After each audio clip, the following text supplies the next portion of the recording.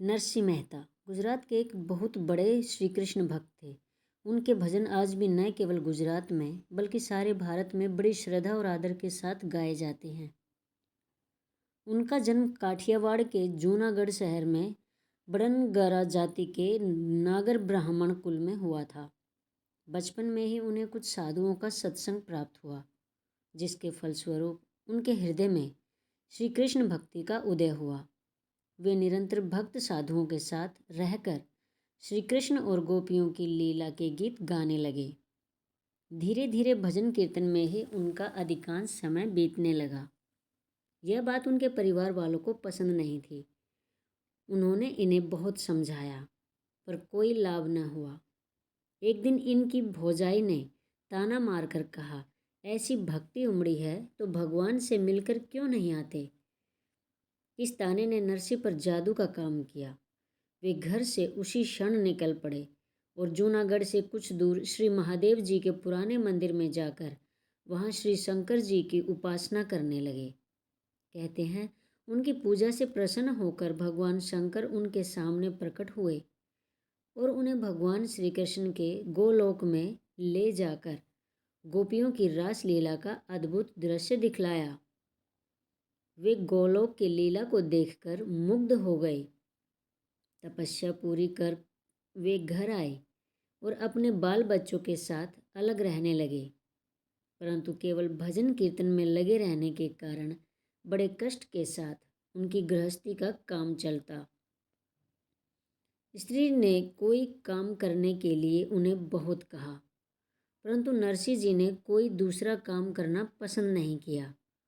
उनका दृढ़ विश्वास था कि श्री कृष्ण मेरे सारे दुखों और अभावों को अपने आप दूर करेंगे। हुआ भी ऐसा ही। कहते हैं उनकी पुत्री के विवाह में जितने रुपए और अन्य सामग्रियों की जरूरत पड़ी, सब भगवान ने उनके यहाँ पहुँचाई तथा स्वयं मंडप में उपस्थित होकर सारे कार्य संपन्न किए।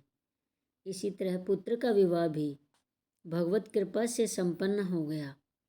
कहते हैं नरसिंह मेहता की जाति के लोग उन्हें बहुत तंग किया करते थे। एक बार उन लोगों ने कहा कि अपने पिता का श्राद्ध करके सारी जाति को भोजन कराओ। नरसिंह जी ने अपने भगवान का स्मरण किया और श्राद्ध के लिए सारा सामान जुट गया। श्राद्ध के दिन अंत में नरसिंह जी को मालूम हुआ कि कुछ घी घट गया है। वे एक बर्तन लेकर बाजार घी लाने के लिए गए। रास्ते में उन्होंने एक संत मंडली को बड़े प्रेम से हरि कीर्तन करते देखा।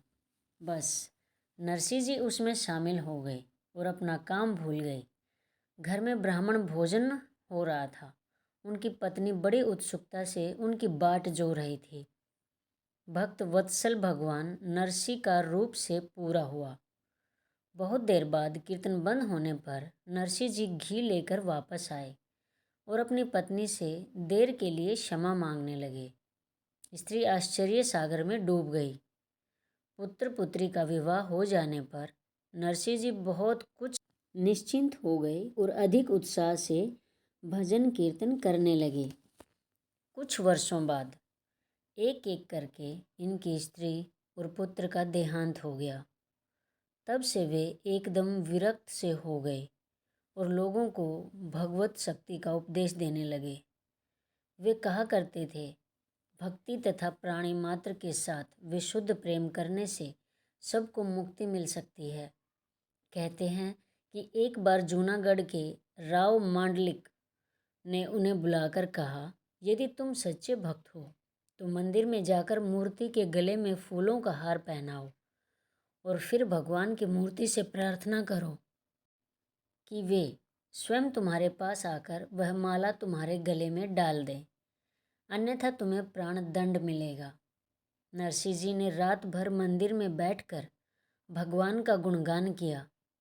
दूसरे दिन सवेरे सबके सामने मूर्ति ने अपने स्थान से उठकर नरसिंह जी को माला पहना दी। नरसिंह की भक्ति का प्रकाश सर्वत्र फैल गया। सदा भगवत प्रेम में निमग्न रहने वाले भक्त नरसिंह मेहता अपने भक्ति पदों के द्वारा भगवान को सदा रिझाते रहे।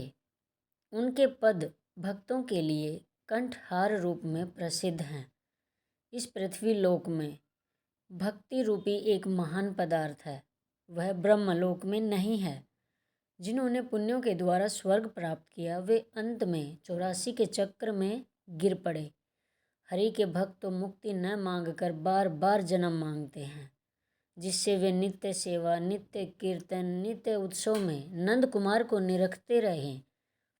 इस पृथ्वी में जिन्होंने भारत खंड में जन्म लेकर गोविंद के गुणों का गान किया, उनके माता पिता को धन्य है और उन्होंने अपना जीवन सफल कर लिया। वृंदावन धन्य है, वे लीलाएं धन्य हैं, वे ब्रजवासी धन्य हैं, जिनके आंगन में अष्टमहासिद्धियाँ खड़ी हैं और मुक्ति जिनकी दासी है। उस रस का स्वाद भगवान श्री शंकर जानते हैं अथवा योगी श्री सुखदेव जानते हैं, कुछ व्रज की गोपियाँ जानती हैं। ऐसी और धार्मिक कहानियों के लिए मेरे चैनल को सब्सक्राइब करें।